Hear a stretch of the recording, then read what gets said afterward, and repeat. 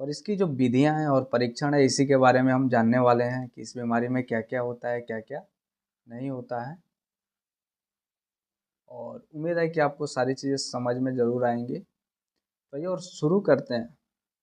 जो psychological assessment of psychopathology है और इसके जो है मेथड्स और टेस्ट हैं, इसी के बारे में हम जानने वाले हैं। तो उम्मीद है कि आपको समझ में ज़रूर आएगा। तो आइए और शुरू करते हैं कि मनोरोग विज्ञान के जो है मनोवैज्ञानिक मूल्यांकन का अर्थ होता क्या है।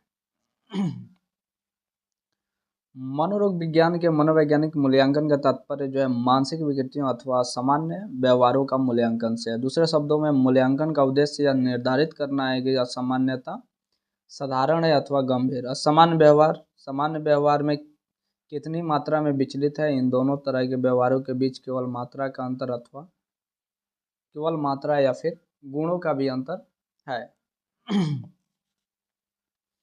और मूल्यांकन अध्ययन के बारे में पढ़ लेते हैं, फिर उसके आगे आगे हम बढ़ते जाएंगे। और उम्मीद है कि आप वीडियो के अंत तक बने रहेंगे और वीडियो के अंत में ज़रूर बताइएगा कि इस वीडियो को देखने के बाद आपको नॉलेज मिला या फिर नहीं मिला।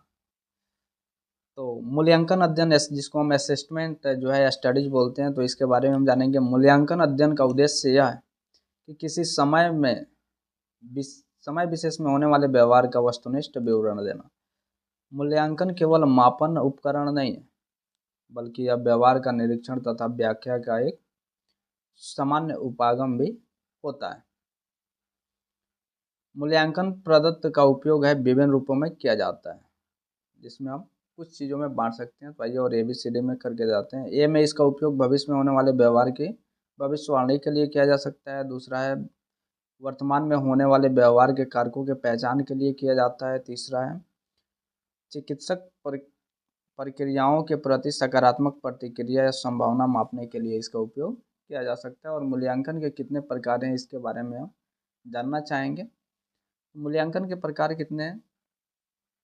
मुख्य रूप से कई सारे प्रकार हैं, लेकिन हम 4 तरह के मूल्यांकनों का यहाँ पे जो है वो जानेंगे, जिसमें व्यवहार मूल्यांकन आएगा, संज्ञानात्मक मूल्यांकन आएगा, संबंधात्मक मूल्यांकन आएगा और दैहिक मूल्यांकन आएगा। व्यवहार मूल्यांकन जिसको हम बिहेवियर असेसमेंट बोलते हैं। व्यवहार चिकित्सा आंदोलन के परिणाम स्वरूप व्यवहार मूल्यांकन का विकास संभव हुआ। इसका जो है उपयोग प्रायः ऐसे प्रतिक्रिया अभाव की पहचान करने के लिए किया जाता है जिसका उपचार प्रबलन से किया जाता है, यानी रेनफोर्समेंट से किया जाता है। व्यवहार मूल्यांकन के आधार पर ऐसी सूचनाओं को प्राप्त करना संभव है जो अन्य संसाधनों से संभव नहीं हो पाता है। इस तरह के निरीक्षणों के उदाहरण चिकित्सालय, विद्यालय अथवा औद्योगिक संगठनों में भी स्पष्टता देखे जा सकते हैं और देखने को मिलते भी। दूसरा है संज्ञानात्मक मूल्यांकन। संज्ञानात्मक मूल्यांकन से असामान्य तथा कुसमायोजित व्यवहार के पूर्व घटित विचारों एवं साथ साथ चलने वाले विचारों के संबंध में सूचनाएं प्राप्त होती है। इससे इन कार्यविधियों के प्रभावों से संबंध में भी सूचनाएं प्राप्त होती हैं, जिनके लक्ष्य होता है व्यक्ति के सोचने तथा व्यवहार के तरीकों को परिमार्जित करना। तीसरा हो जाता है संबंधात्मक मूल्यांकन, जिसको हम रिलेशनल असेसमेंट बोलते हैं। संबंधात्मक जो मूल्यांकन है, इसका अर्थ होता है किसी असामान्य व्यवहार अथवा कुछ समायोजित व्यवहार का आकलन किसी विशेष परिस्थिति के संदर्भ में करना, जैसे परिवार, विद्यालय, अकेलापन अथवा दूसरे व्यक्ति की उपस्थिति में कुछ समायोजित व्यवहार का आकलन करना वस्तुतः संबंधात्मक मूल्यांकन का उदाहरण हो जाता है। इसके बाद दैहिक मूल्यांकन आ जाता है। दैहिक मूल्यांकन का अर्थ है शरीर के कार्यों के माध्यम से सेवार्थी के भावों, संवेगों तथा प्रेरकों को समझना। इसके लिए शारीरिक परिवर्तन जैसे पुतली जो है विस्तारण, जिसको पुपिल डायलेशन बोलते हैं। इसके बाद रक्तचाप हो गया, विद्युत त्वचा प्रतिक्रिया यानी जिसको हम इलेक्ट्रिकल स्किन रेस्पॉन्स ESR बोलते हैं का मापन उपयुक्त मापकों के सहायता से किया जा सकता है। इसके बाद हम मनोरोग जो है विज्ञान की विधियां और इसके परीक्षण के बारे में हम जानेंगे, यानी मूल्यांकन के बारे में जानेंगे। Psychological assessment, diagnostic methods and test के बारे में जानेंगे। तो आइए और जानते हैं। सबसे पहला जो आता है इसमें निरीक्षण विधि आता है। सामान्य व्यवहार के जो है विभिन्न पक्षों के मूल्यांकन या आकलन में निरीक्षण काफ़ी उपयोगी विधि एवं उपकरण जो है प्रमाणित होता है। इस विधि में व्यक्ति के व्यवहार का निरीक्षण विभिन्न परिस्थितियों में किया जाता है तथा निर्धारित किया जाता है कि वह कहाँ तक सामान्य अथवा असामान्य है। निरीक्षण में जो है किसी व्यवहार या घटना का अध्ययन उसी रूप में किया जाता है जिस रूप में वह घटित हुआ होता है। एक मानसिक रोगी किस प्रकार हंसता है, रोता है, दौड़ता है या अन्य व्यवहार करता है, उसी रूप में उसका निरीक्षण किया जाता है। निरीक्षण उसी की ओर से कोई परिचालन नहीं करता है, यानी नॉर्मली वो चलते रहता है। इसके कुछ गुण भी है, लेकिन सरासन ने जो है इसकी जो परिभाषा दी है वो क्या दी है, निरीक्षण एक शोध विधि है जिसमें कोई चर परिचालित नहीं किया जाता है और संबंधों का अध्ययन उसी स्वाभाविक रूप में किया जाता है जिस रूप में वे घटित होते हैं। इसके बाद इसके कुछ गुण हैं, आइए गुणों को हम देख लेते हैं। निरीक्षण में जो है स्वाभाविकता का गुण पाया जाता है। इसके द्वारा किसी घटना या व्यवहार का अध्ययन स्वाभाविक वातावरण में किया जाता है, इसलिए यह अध्ययन काफ़ी स्वाभाविक होता है। इसमें किसी प्रकार की कोई दिक्कत नहीं आती है। सरासन के अनुसार कुछ विशेष परिस्थितियों में यह विधि असामान्य व्यवहार के अध्ययन के लिए उपवर्जन विधि बन जाती है और ये बात उन्होंने 2010 में अपने लिखित थीसिस या फिर अपने लिखे बुक में इसका वर्णन किया है।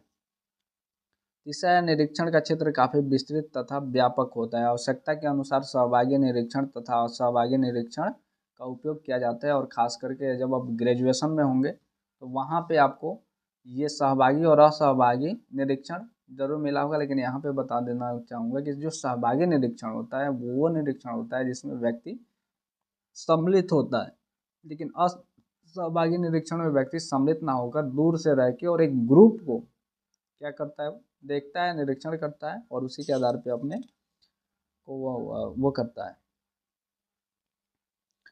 इसके कुछ अवगुण भी है।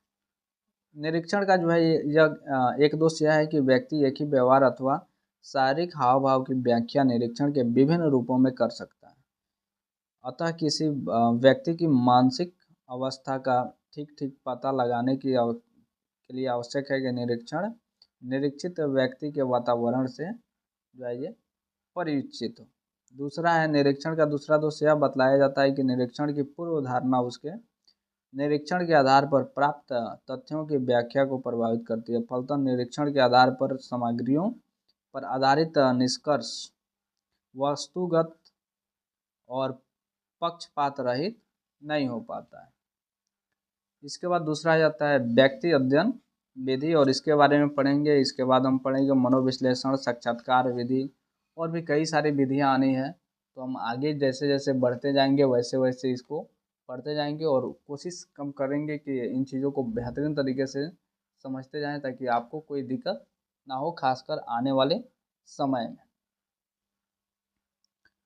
तो दूसरा हो जाता है हमारा व्यक्ति अध्ययन विधि और इसका उपयोग जो है खास करके ये आपने देखा होगा केस स्टडी, तो वहाँ पे काफ़ी ज़्यादा किया जाता है। इसको हम केस स्टडी मेथड बोलते हैं और बड़े बड़े जो खास करके आतंकवादी या फिर वैसे वैसे लोग जो आतंक वगैरह से होते हैं या फिर बड़े बड़े अपराधी होते हैं, इनका केस स्टडी किया जाता है और उसी के आधार पर इनको सुधारने का प्रयास किया जाता है या फिर यूँ कहें कि पकड़े भी जाते हैं कई सारे अपराधी भी।